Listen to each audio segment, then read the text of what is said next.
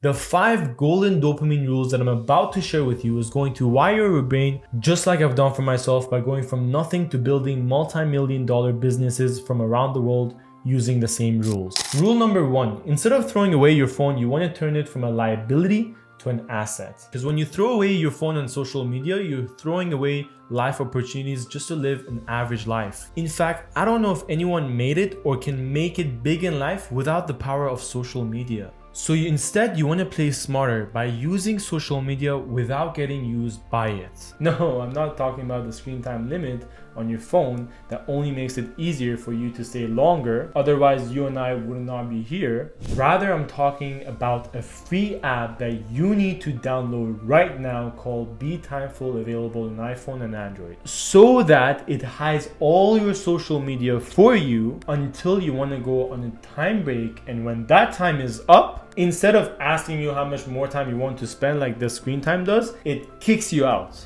so that it forces your brain to think whether you should go back to the rabbit hole you were in or do something more productive with your time, as it costs you nothing to try but your time if you don't. And when you do this, you're going to go away from dopamine detox fasting to dopamine detox living, to join the 1%. Next, as Benjamin Franklin says, by failing to prepare, you're preparing to fail. So to succeed, you have to plan your day the night before. Because when you start your day without a plan, it's like you starting your car without a GPS. Not only do you risk ever arriving at your destination, but also set yourself to be late, because you will fall into the distractions on the way. Third, if you're not reading a book by now, get onto it right away. Because now that you've taken out the bad out of your brain, you want to replace it with good before it's too late. Start with a page or even a chapter. Just start. And if you want to know what book is best to complement your dopamine detox, then hit the subscribe button, as that's what the next big video will be about.